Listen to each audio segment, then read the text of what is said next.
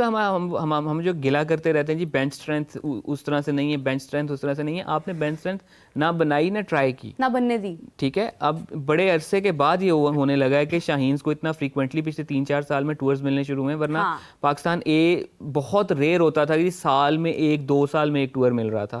सो ये चीज़ होने लगी है, उससे कुछ लोग नज़रों में आना शुरू हुए हैं, डोमेस्टिक के कुछ खिलाड़ियों को ऊपर मौका मिलना शुरू हुआ है। कई ऐसे खिलाड़ी हैं जो शायद पेरिफेरीज में हैं कि नेशनल टीम का हिस्सा बन सकें, लेकिन उनको ए टीम में मौका मिल रहा है, पाकिस्तान शाहीन्स की तरफ से खेलने का मौका मिल रहा है, तो चांसेस आर कि वो अब पाकिस्तान टीम के लिए भी ग्रेजुएट करके पाकिस्तान टीम के लिए भी खेल जाएं। सो series against Zimbabwe can be a very good chance कि जहाँ पे आप ये मौका दे सकते। 2008 में जब जिम्बाब्वे 7 या 8 में जब जिम्बाब्वे की टीम पाकिस्तान आई थी, हमने हर मैच में 2-2 3-3 लोगों को डेब्यू करवाया था। वहाब रियाज का डेब्यू भी उसी सीरीज में हुआ था।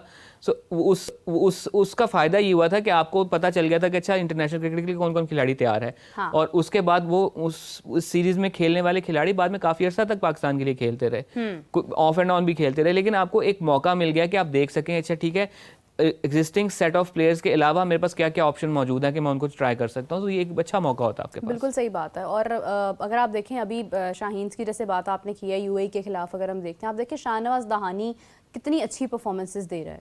मतलब हमारे पास यंग टैलेंट है और हम बनाएंगे तो बनेगा। दहानी है और बहुत सारे वहाँ पर प्लेयर्स हैं जिनको मैं देख रही हूँ। Mohammad Haris as a captain देखें, वो उन्होंने अच्छी कप्तानी की या बुरी की या जैसी भी की, लेकिन वो हमें पता तो चल गया ना, मतलब हमें उसके ऊपर कन्फ्यूजन नहीं है, हमें एक्सपीरियंस हो गया है कि हाँ ये कल को शादाब बनने वाला है या कौन बनने वाला है, मतलब इसकी क्या डोमेन जा रही है। तो यही एक गलती है कि जो हम करते हैं, जो हमने शादाब को कैप्टन बनाकर की, फिर हमने बाबर आजम को बनाकर की, सरफराज को हटाकर की, बहुत सारी ऐसी मिस्टेक्स हमने पास्ट में की हैं।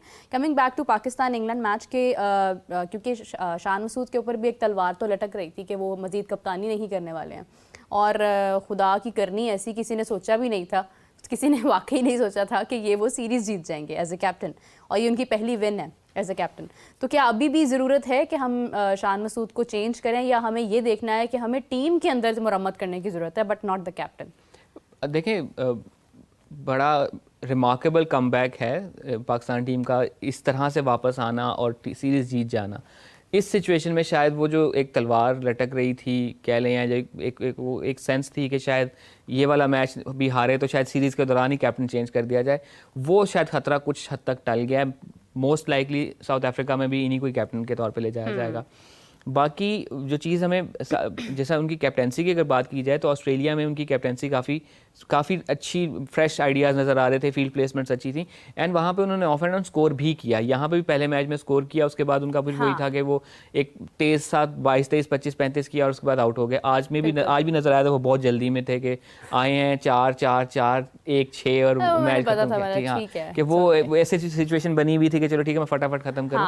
सो अभी उन पर ज़्यादा बड़ा प्रेशर ये है बड़ा स्कोर ना करने का, वो प्रेशर उन पे है। उसका असर उनकी कप्तानी पे इस तरह से आएगा कि वो चाहे अच्छी कप्तानी भी करते रहें, जीतते भी रहें, लेकिन वो क्वेश्चन मार्क रहेगा कि अच्छा ये टीम है शायद इसलिए कि ये कैप्टन है। हाँ। सो वो वाला फैक्टर इनको फैक्टर इन करना पड़ेगा। Honestly speaking, sorry to interrupt you, मेरा ज़ाती ओपिनियन इसके ऊपर ये है कि if he is not performing as a batsman, don't consider him कि he can not be a good captain.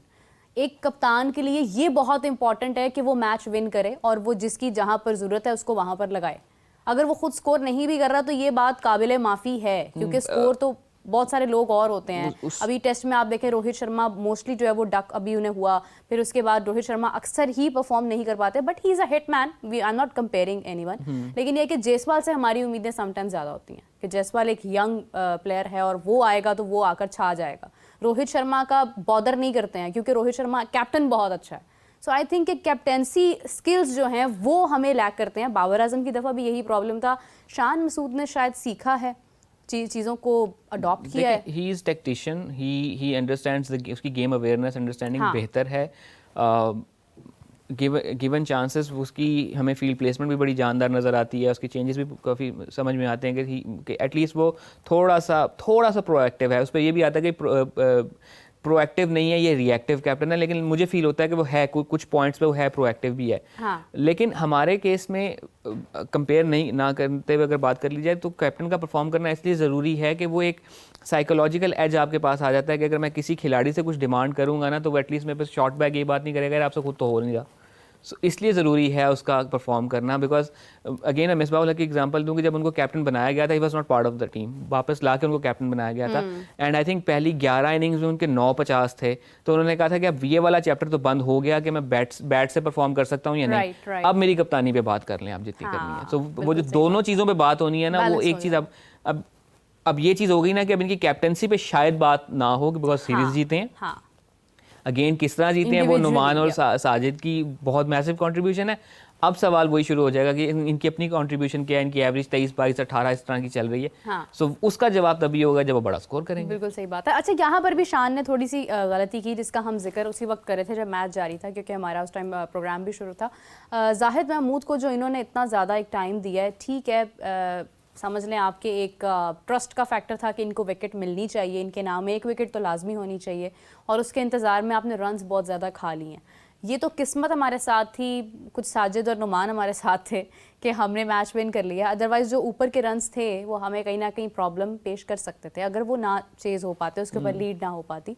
तो जाहिद महमूद को जो बेजा ओवर्स दिए गए जिसके ऊपर हमें 91 का स्कोर जो है वो पड़ा जेमी स्मिथ की जानिब से, तो वो चीज़ भी कहीं ना कहीं मैटर करती है कि हमें कुछ, आई गेस कि शान ने शायद सीखा होगा इस गलती से भी। एक पॉइंट ऐसा आया था कि जहाँ पर महसूस हो रहा था कि कुछ भी हो सकता है ना, तो वो एक चीज़ है कि कुछ गलतियां आप मतलब करने के बाद ही सीखते हैं। मे बी उस वक्त फैक्टर ये था कि देखें सिर्फ जाहिद को नहीं, उन्होंने साजिद को भी चार्ज किया था उस वक्त, बिकॉज बॉल थोड़ा सॉफ्ट हो चुका हुआ था, कंडीशन उनको समझ आ गई थी, अब वो स्कोर करना ही था।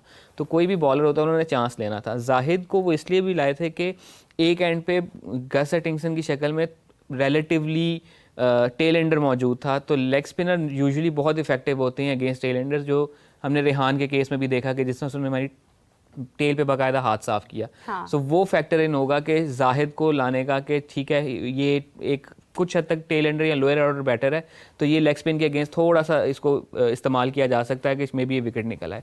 आज के मैच में भी जब थोड़ा सा उनकी टेल लंबा जा रही थी तो मुझे लग रहा था कि शायद जाहिद को चांस दें कि वो यहाँ पे थोड़ा इफेक्टिव हो जाएगा, कि बिकॉज वो अगर उसका हाथ रीड नहीं होता, उसकी गुगली सही जगह पे पड़ती है, तो it can be effective. So may be वो एक फैक्टर होगा। और उस वक्त उन्होंने साजिद को भी मारा, जाहिद को भी मारा, उस वक्त उन्होंने पिटाई लगानी थी डेफिनेटली वो भी खेलने आए थे। और खैर जो भी है, हम मैच जीत गए हैं, हम सीरीज़ जीत गए हैं, ये बहुत बड़ी बात है। सीरीज़ जीतने का वैसे मैंने यकीन करें बिल्कुल नहीं सोचा हुआ था, मुझे सिर्फ एक दूसरे मैच की उम्मीद थी और मुझे लास्ट मैच के ऊपर कोई होप नहीं थी। मुझे ये था शायद ड्रॉ हो जाएगा या, लेकिन आई एम रियली ग्लैड कि इसको आगे बढ़ाया गया और इसको रिज़ल्ट इसका निकला, और सबसे बड़ी बात है कि हम सीरीज़ विन कर चुके हैं।